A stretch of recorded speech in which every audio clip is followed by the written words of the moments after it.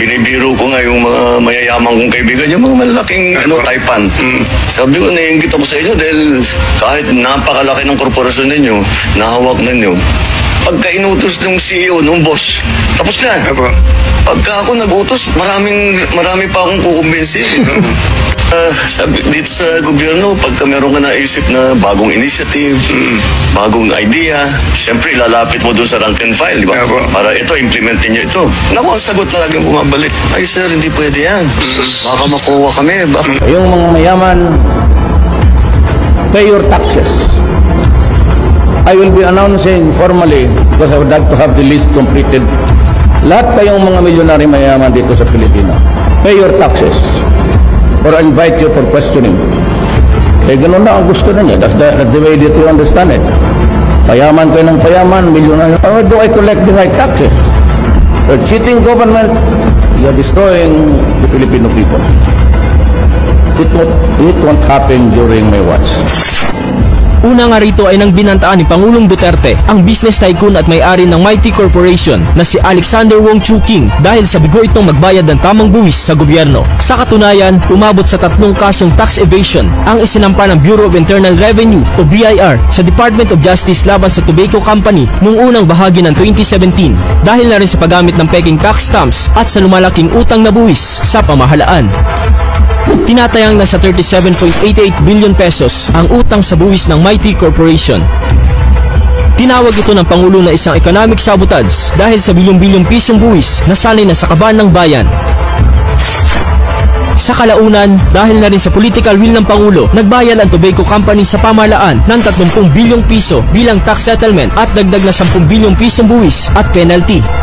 Ayon sa Pangulo, may tuturing niya itong pinakamalaking tax settlement sa buong kasaysayan ng Pilipinas. This will be the biggest tax settlement on record. It will produce a windfall for government which is significant since we have to face the unexpected cost of rebuilding Marawi and Ormoc. Ayon sa palasyo, gagamitin sa infrastructure projects ng Administrasyong Duterte ang bilyon-bilyong binayad ng Tobacco Company. Matapos nito, sunod-sunod ang naging paghabol ng administrasyon sa mga oligarchs na niloloko ang gobyerno.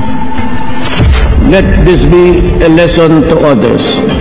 This administration will spare no one from cheating the government of its due.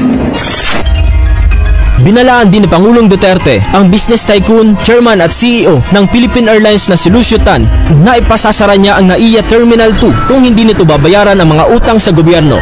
Simula pa ng kanyang administrasyon noong 2016, hindi na maikakaila ang maanghang na banat ni Pangulong Rodrigo Duterte laban sa ilang miyembro ng malalaking negosyo sa bansa na binansagang oligarch.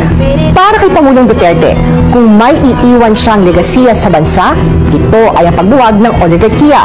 Alamin natin sa SMNI Special Report na ito kung paano nga ba ito nagawa ng Pangulo. Oligarchs ang tawag sa maliliit na grupo ng makapangyarihang tao na karaniwan ay may kontrol sa resources ng bansa para sa interes ng kanilang mga negosyo.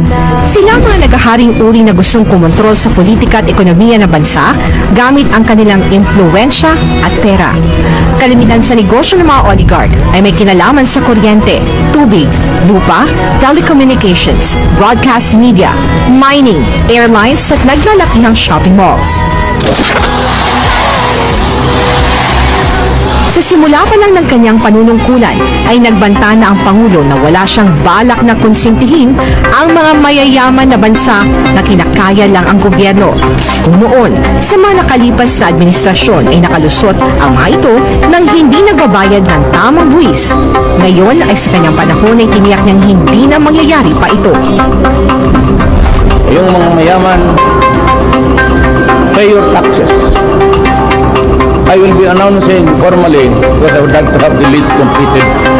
Lahat kayong mga milyonary mayaman dito sa Pilipinas, pay your taxes or I invite you to question. Hindi ko padalhan kita doon ng pulis sa tanongin kung bakit hindi ka nagbabayad ng ganun na ang gusto nyo. That's the way that you understand it. Payaman kayo ng payaman, milyonary. How am I supposed to protect the young girls? How do I collect the right taxes? You're cheating government. You're destroying the Filipino people. it won't happen during my watch. Una nga rito ay nang binantaan ni Pangulong Duterte ang business tycoon at may-ari ng Mighty Corporation na si Alexander Wong Choo King dahil sa bigo ito magbayad ng tamang buwis sa gobyerno. Sa katibayan, umabot sa 3 kasong tax evasion na isinampa ng Bureau of Internal Revenue o BIR sa Department of Justice laban sa tobacco company noong unang bahagi ng 2017. Dahil na rin sa paggamit ng peking tax stamps at sa lumalaking utang na buwis sa pamahalaan. Tinatayang nasa 37.88 billion pesos ang utang sa buwis ng Mighty Corporation. Tinawag ito ng Pangulo na isang economic sabotage dahil sa bilyong-bilyong pisong buwis sa sanay nasa kaba ng bayan. Sa kalaunan, dahil na rin sa political will ng Pangulo, nagbayad ang tobacco company sa pamahalaan ng 30 bilyong piso bilang tax settlement at dagdag na 10 bilyong pisong buwis at parusa. Ayon sa Pangulo, may tuturing anya itong pinakamalaking tax settlement sa buong kasaysayan ng bansa. This will be the biggest tax settlement on record. It will produce a windfall for government which is significant since we have to face the unexpected costs of rebuilding Marawi and Ormoc. Ayon sa Pangulo, gagamitin sa infrastructure projects ng administrasyon ng bilyong-bilyong binayad ng tobacco company. Matapos ito sunod-sunod ng naging paghabol ng administrasyon sa mga oligarch na niloloko ang gobyerno. Let this be a lesson to others. This administration will spare no one from cheating the government of its due. Binalaan din ni Pangulong Duterte ang business tycoon chairman at CEO ng Philippine Airlines na si Lucio Tan na ipasasara niya ang Ninoy Aquino International Terminal 2 kung hindi nito babayaran ang mga utang sa gobyerno. Ibinunyag din ng Pangulo na tinanggihan niya ang mga negosyante na pondohan ng kanyang kampanya at kabilang sa mga ito si Lucio Tan. Lucio Tan, I will give you 10 days. Bayaran mo. Pag bayaran mo, sirahan ko. Wala ng airport. Sunod. Binayaran na ngayong araw ng Philippine Airlines ang 6 na bilyong pisong utang nito sa gobyerno na air navigational charges. I am the only remaining card left for the Filipinos to deal with the situation.